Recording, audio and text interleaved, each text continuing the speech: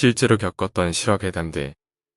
첫 번째 이야기, 90년대 정당 방위였지만 정신적으로 회복할 수 없었다. 1995년, 난 샌프란시스코 이스트베이에 있는 조용한 동네에서 내 아내와 20개월 된 딸이랑 살고 있었어. 우리 집은 침실 3개가 딸린 작은 2층 집이었고 위층에 있는 방 중 하나는 자택근무용 오피스였지. 어느 조용했던 토요일, 내 오피스 안에서 헤드폰을 쓰고 한창 게임을 하고 있었어. 바깥의 모든 소리와 단절된 채로 말이지. 1시간 정도 플레이하고 있었을 즈음 잠깐 조용해지는 순간이 왔을 때 희미하게 아내가 아래층에서 소리 지르는 걸 들었어. 그녀가 밑에서 딸아이와 같이 있다는 걸 알고 있던 나. 그들이 무슨 도움이라도 필요한가 보려고 헤드폰을 벗었지. 내가 마지막 숨을 멈추는 그 순간까지 헤드폰을 벗는 순간 들었던 소리를 절대 잊지 못할 거야. 난 한 남자의 목소리를 들었어. 짙은 멕시칸 악센트가 섞인 목소리로. 그만 소리 질러. 안 그러면 내년에 머리통을 날려버릴 테니까. 내 딸아이는 히스테릭하게 울고 있었지. 그 후론 마치 무슨 스위치가 내 안에 던져주고 내 인지 기능이 꺼져버린 것 같았어. 난 선택을 하고 있지 않았지. 그냥 행동했어. 권총을 내 책상에 사서함에서 꺼낸 일도 잘 기억이 안 나. 그저 내가 천천히 1층으로 걸어 내려가면서 도착할 즈음엔 현장에 이미 죽어있는 아내를 보게 될까봐 엄청나게 겁에 질려 있던 것은 기억나. 대신 내가 밑층에 도착했을 때 본 건 내 아내가 반쯤 벗겨지고 소파 위로 몸을 숙이고 상반신 어딘가에서 피가 흐르는 채 한 손에 나이프를 든 건장한 놈한테 당하는 모습이었어. 그는 이미 그 행위를 하는 도중이었고 아마 절정에 다다르는 차였을 거야. 난 녀석에게 말 한마디 안 했어.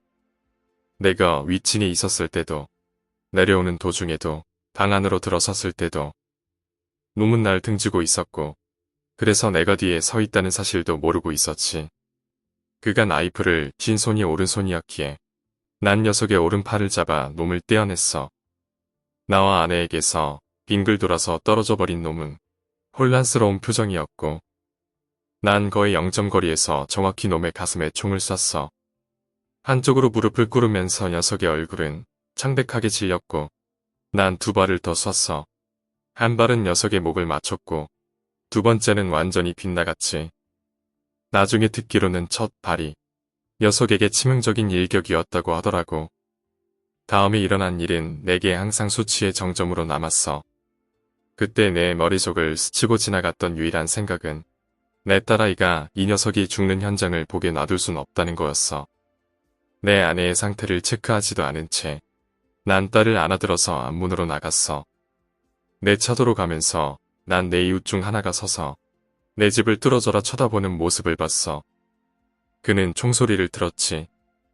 그 불쌍한 자식은 내가 집에서 나오는 걸 보면서 파랗게 질려 있었어. 그에게 아내를 체크하러 가는 동안 딸아이를 들고 있어달라고 부탁한 게 희미하게 기억나. 그는 내게 그녀를 쐈냐고 물었고 난 그에게 아니요. 그녀를 겁탈하고 있던 놈을 쐈습니다. 라고 말했지만 그땐 알지 못했어.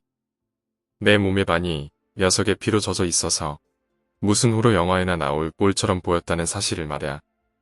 난 그에게 내 딸아이와 내 총을 건네주고 아내를 도우러 다시 집 안으로 들어갔지. 경찰과 검사 측은 내게 총격 사건의 정확한 경황에 관해서 좀 비난을 했었어. 형사들 중 하나는 내게 이 사건은 정당 방위가 아니라 처형에 가깝다고 얘기했지. 그래도 마지막엔 그들은 날 기소하는 걸 거부했지. 내 아내를 공격했던 놈은 알고 보니 정신이 심각하게 안 좋았던 데다 예전에도 2건의 유죄 선고를 받은 적이 있던 인간이어서 그중 하나는 9살 소녀가 대상이었고 내 손에 죽지 않았다면 캘리포니아의 삼진 아웃제도로 녀석은 인생을 감옥에서 썩을 운명이었지. 회복에 관해선 난 내가 다 회복했다고 생각해. 그래도 분명 내 행동적인 부분엔 몇 가지 변화가 있었어. 예를 들면 지금까지도 난 바깥 소리를 차단하는 헤드폰을 쓸 수 없어. 몇 년씩이나 상담을 받은 후에도 귀를 덮고 소리를 차단하는 헤드폰들은 내게 공황 발작을 일으켜 주변에서 무슨 일이 일어나는지 들을 수 없으니까. 나중에 알아낸 사실로는 그 자식은 내가 소리를 듣기 전 거의 10분 동안 내 아내를 겁탈하고 있었고 도중에 아내에게 3번이나 그녀로 끝난 다음에 내 딸을 겁탈할 거라고 말했대. 가까운 곳에 있었으면서 이런 일이 일어나고 있는지도 몰랐다는 그 사실이 날 오랫동안 정신적으로 괴롭혔지. 하지만 내 아내는 더 훨씬 괴로운 시간을 보냈어. 그녀의 어깨와 상완에 생겼던 찔린 상처나 몸과 부상은 둘째로 치더라도 그녀는 결국 신경쇠약에 걸렸고 정말 회복하기까진 오랜 시간이 걸렸지. 처음 6개월간은 그녀는 절대로 무슨 방에서도 혼자 있을 수 없었어. 1년 이상 동안은 아내는 집안에서 혼자 있을 수 없었지. 그리고 아내는 이 일이 있었던 집안엔 절대로 다시 들어가지 않았어. 몇 년간은 짙은 히스패닉 악센트가 섞인 남자의 목소리가 들릴 때마다 그녀는 식은땀을 흘리며 뛰쳐나갔지. 그 자식의 목소리를 다시 듣는 것만 같아서 말이지. 수십 년이 지난 지금까지도 누가 그 사건에 관해 얘기하려고 한다면 그녀는 몸을 딸 거야. 그 외의 아내는 다 괜찮아. 하지만 그 일을 얘기하는 건 그녀를 겁에 질리게 해. 두 번째 이야기, 원룸의 기괴한 시선.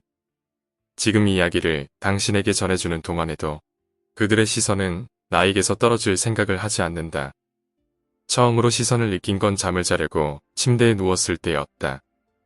분명 아무도 없이 혼자 사는 원룸에서 누군가의 시선을 느낀다는 게 얼마나 소름 끼치는 일인지 모를 것이다. 난 그 시선을 찾기 위해 창문을 열어보고 침대 밑을 확인하고 혹시나 모를 카메라를 찾기 위해 집안 구석구석을 뒤졌다. 한참이나 천장에 구멍을 찾고 있을 때 누가 나를 감시할까라는 의문이 떠올랐고 난 시선을 무시한 채로 다시 잠에 들었다. 아침이 되었을 땐 그 시선은 사라지고 없었다. 하지만 저녁이 되자 난 그 시선을 다시 느끼고 있었다. 화장실에 들어가던 밖을 나가던 이불을 뒤집어 쓰던 시선은 나의 뒤통수를 따갑게 만들었고 점점 파고들어 나의 정신까지 미치게 만들었다. 처음으로 내가 시도한 미친 짓은 핸드폰을 부순 것이었다.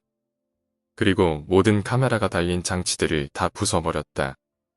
그래도 느껴지는 이 시선에 나는 창문을 나무 판자로 막아버렸고 그것도 안심이 되지 않아 벽지로 덮어버렸다. 침대는 밑에 공간이 생겨 처분해버렸고 내가 볼 수 없는 공간이 생기는 모든 것을 처분해버렸다. 그러고 나니 방 안에 남은 건 아무것도 없었다. 하지만 오히려 그들의 시선은 더욱 심해져 갔다. 차라리 앞으로 나와 할 말이 있으면 질러줬으면 했지만 그들은 조용히 멀리서 지켜보기만 할 뿐이었고 내가 미쳐갈수록 더욱 집중해서 보는 것만 같았다. 그들의 기대에 부응하기 싫어 나의 정신을 조금이라도 붙잡아 두려고 노력을 했지만 나의 정신력은 그렇게 강하지 않았다. 나의 마지막 정신을 가다듬어 당신에게 이야기를 넘긴다. 미안하지만 이제 나를 향한 시선들은 더 이상 나에게 흥미가 없어질 것이다. 나에겐 더 이상 붕괴될 정신이 없어질 것이기 때문이다. 그러니 사과한다. 그들의 시선은 이제 새로운 흥미를 향해 찾아 나갈 것이기 때문이다. 그러니 당신에게 사과한다. 오늘 이야기는 여기까지입니다. 오늘 이야기가 재미있으셨다면 구독과 좋아요, 댓글 부탁드립니다. 댓글은 저에게 큰 힘이 됩니다. 감사합니다.